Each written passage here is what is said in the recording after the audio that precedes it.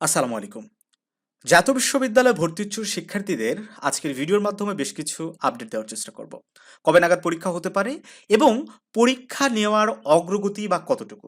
শিক্ষার্থী বন্ধুরা, আমরা ধারাবাহিকভাবে আমাদের এই চ্যানেলটিতে জাতীয় বিশ্ববিদ্যালয়ের ভর্তি সংক্রান্ত বিভিন্ন তথ্য তোমাদের সামনে উপস্থাপন করে থাকি। আজকে মেইনলি আমরা অনেকেই যে প্রশ্ন তুলেছ যে জাতীয় বিশ্ববিদ্যালয় কি এবার পরীক্ষা নিবেই? এই ধরনের একটা কনফিউশনে পড়তেছে। কারণ জাতীয় বিশ্ববিদ্যালয় কর্তৃপক্ষ তো এখনো স্পষ্ট করে এই যে তাদের নোটিশ বোর্ডে কিছু জানাচ্ছে না।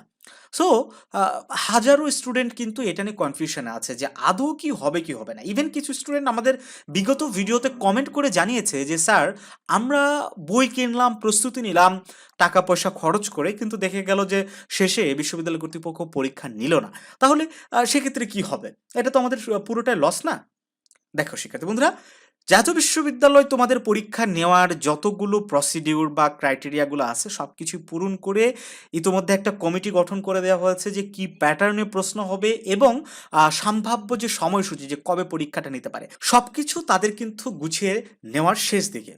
এখন প্রশ্ন হতে পারে যে সার্কুলার কখন প্রকাশিত হবে? একদম তোমরা নিশ্চিত থাকতে পারো জানুয়ারি 15 তারিখের মধ্যে তোমাদের এই যে ভর্তি পরীক্ষার সার্কুলারটা প্রকাশিত হয়ে যাবে। জাস্ট তোমাদের আজকের এই ভিডিওর মাধ্যমে এইটুকুই মেসেজ দিতে চাই যে তোমরা যদি ভালো কোনো কলেজে ভালো কোনো সাবজেক্টে পড়তে চাও তাহলে এখন থেকেই প্রস্তুতি নিতে পারো। দেখো বই কিনতে হবে এটা একদম ম্যান্ডেটরি না। কারণ তোমার প্রশ্নগুলো হবে কোথা থেকে? You have to understand that. First, uh 9-10 এই ২ টা ক্লাসের যে বাংলা সেকেন্ড পেপার এবং ইংলিশ সেকেন্ড পেপার, এই ২ টা বই যদি তোমরা ভালো করে পড়ো, তাহলে বাংলা আর ইংরেজির জন্য বাড়তি কোনো বই তোমার কেনার প্রয়োজন নাই।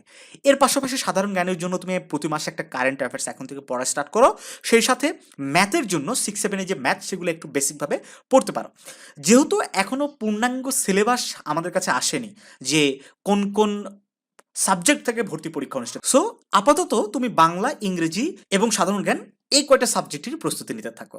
তো যাই হোক শিক্ষার্থী বন্ধুরা, এই বিষয়গুলো নিয়ে আর তোমরা কোনো কনফিউশনে পড়ো না, কোনো কারো কথায় কান দেওয়ার দরকার নাই। তুমি সহজাত প্রস্তুতি নিতে থাকো। অবশ্যই পরীক্ষা হবে। আর আশা করছি তুমি যদি পরিশ্রম করতে পারো, তুমি যদি প্রস্তুতি ভালোভাবে নিতে পারো, ভালো কলেজ এবং ভালো সাবজেক্টেই তুমি অনার্স করার সুযোগ পাবে।